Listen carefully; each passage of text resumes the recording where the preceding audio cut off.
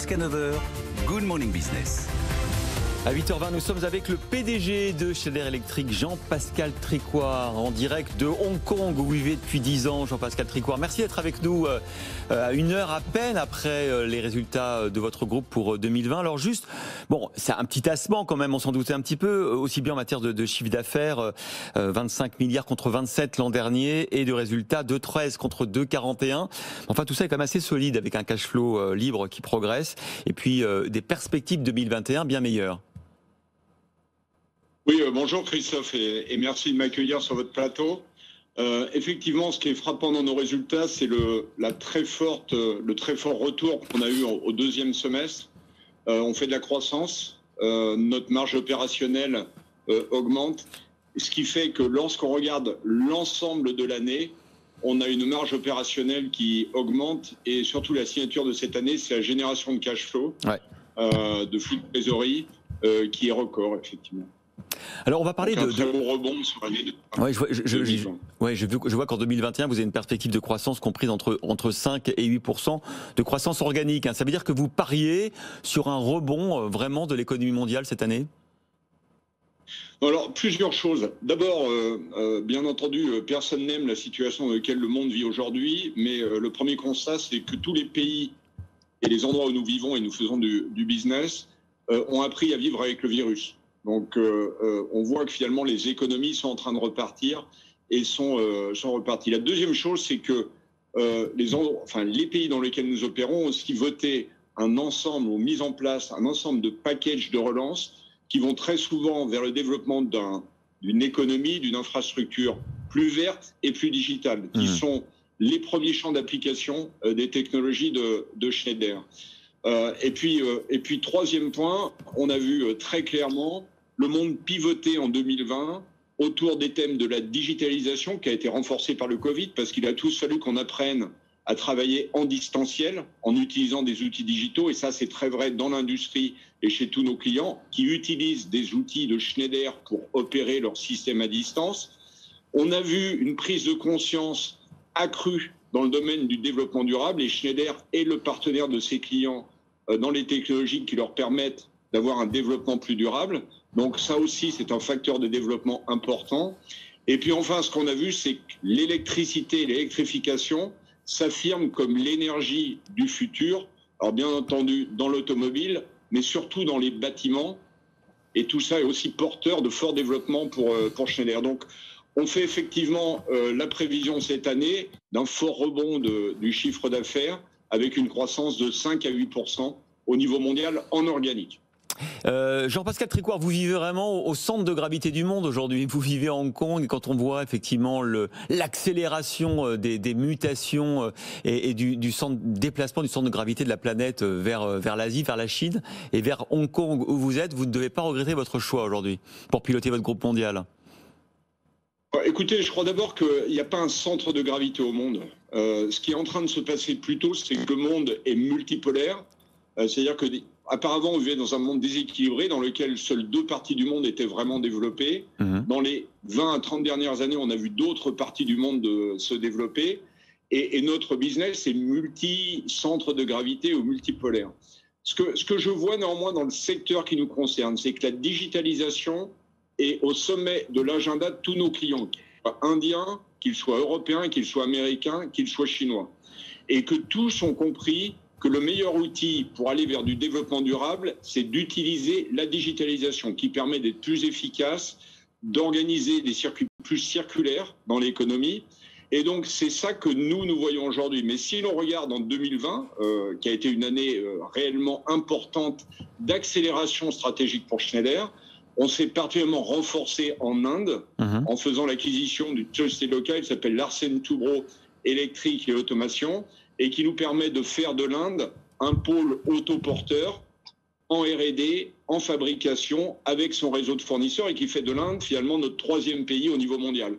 Donc, ce que je veux dire par là, c'est que le monde est vraiment multipolaire et que le monde bouge dans la même direction. On a vu bien entendu l'Europe mener au niveau du développement durable, mais vous avez vu dans la même année l'administration Biden aux États-Unis qui décide de rejoindre l'accord de Paris.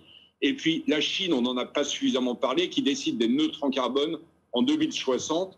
Tout ça veut dire que les 3 plus gros pôles économiques du monde vont dans la même direction et accélèrent le mouvement. Alors la devise de Schneider Electric, Jean-Pascal Tricoire, ça pourrait être vivons heureux, vivons cachés. Si je dis ça, c'est parce qu'effectivement beaucoup de concitoyens du monde ne vous connaissent pas, parce que vous êtes un petit peu dans les bâtiments, dans les usines, vous l'avez expliqué, la digitalisation, la numérisation, la gestion des flux électriques, tout ça, ça se voit pas. Et pourtant, alors les marchés vous adorent. À Paris, je crois que vous êtes la plus belle progression de la cote du CAC 40 l'an dernier, 30%. Il y a peut-être Hermès, mais je suis même pas sûr, devant vous. Bref, c'est vrai que c'est une entreprise extrêmement discrète, mais dont les technologies irriguent, et encore plus demain, avec, vous l'avez dit, hein, le développement responsable, irrigue toute l'économie.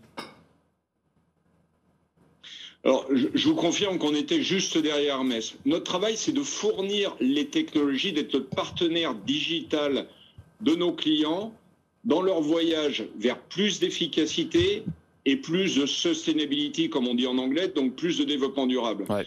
Et nous le faisons principalement avec des milliers, je dirais des dizaines de milliers d'entreprises autour du monde qui intègrent les technologies de Schneider ou qui distribuent les technologies de Schneider pour les assembler en solutions.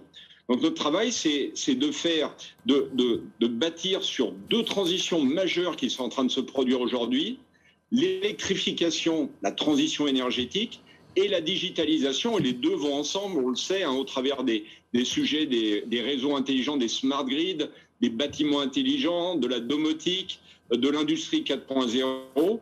Toutes ces technologies sont en train de se combiner pour permettre d'envisager vraiment des ruptures dans le domaine de l'efficacité et des utilisations beaucoup plus efficaces à la fois de nos énergies et de nos ressources. Donc c'est normal que Schneider soit au support de nos clients, au support de nos intégrateurs, et qu'on soit moins visible. Néanmoins, on est effectivement à la pointe de cette révolution qui est en train de se produire, la multiplication des objets connectés qui est en train d'accélérer grâce particulièrement à la 5G, qui permet de connecter beaucoup plus d'objets en consommant beaucoup moins d'énergie.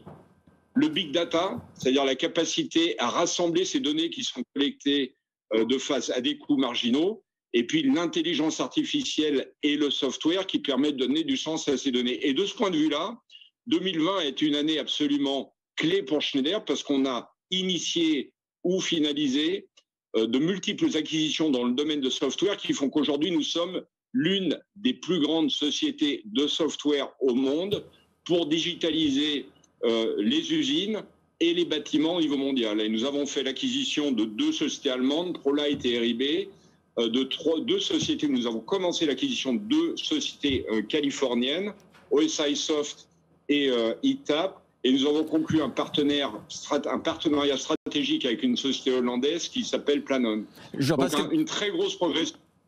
Oui, pardon. En 2020. Jean-Pascal Tricoire, une dernière question, parce que j'en profite. Alors, je sais que quelque part, l'électricité, la manière dont on la fabrique, vous êtes un peu neutre, puisque quelque part, vous, ce que vous gérez, après, c'est les flux d'énergie et d'information. Simplement, on a un débat en France, mais dans d'autres pays aussi, sur comment on produit l'électricité, le renouvelable, le nucléaire. C'est quoi votre sentiment à vous, votre opinion sur le basculement du mix énergétique? À quel rythme ça va aller? Est-ce qu'il faut encore investir dans le nucléaire, par exemple? Alors, d'abord, parlons des choses utiles. D'abord, l'électricité, ça ne représente que 20% de notre consommation d'énergie aujourd'hui. Dans les 20 années qui viennent, ça va représenter 40%. Donc, il va y avoir un basculement massif du côté électrique. Ouais. Deuxièmement, moi, le débat me semble assez souvent sérieux. On aura besoin de beaucoup de solutions. Et cette solution, ça sera une combinaison de ce qu'on ne parle pas assez, de ce dont on ne parle pas assez en France, qui est l'hydro. On commence, depuis quelques mois, l'hydrogène, on est en train de mettre le paquet. Peut-être pas suffisamment, mais 7 milliards quand même. Je vous parle de l'hydroélectrique. Pour commencer, qui est une grande force de la France. Le nucléaire, qui est un des héritages et un point fort de la France. On est l'un des pays au monde qui a l'électricité la moins carbonée. Et puis enfin, les renouvelables qui permettent une génération décentralisée de l'énergie et qui sont la forme de production d'électricité qui est bien entendu fort développement au niveau mondial. Donc je pense que l'avenir sera une combinaison de tous ces moyens, et ce qu'on sait, c'est que le futur est électrique, le futur sera électrique, parce que toutes les nouvelles technologies, que ce soit le véhicule électrique, l'électronique, l'IT et les bâtiments, la climatisation des bâtiments, le chauffage dans les bâtiments, seront électriques. C'est une évolution qui est mondiale. Et je pense que de ce point de vue-là, on a un atout à jouer en France parce qu'on a une électricité décarbonée et on a une filière électrique dont Schneider Electric fait partie, qui depuis longtemps est leader mondial. Merci beaucoup Jean-Pascal Tricoire, PDG de Schneider Electric, d'avoir été avec nous ce matin dans Good Morning Business.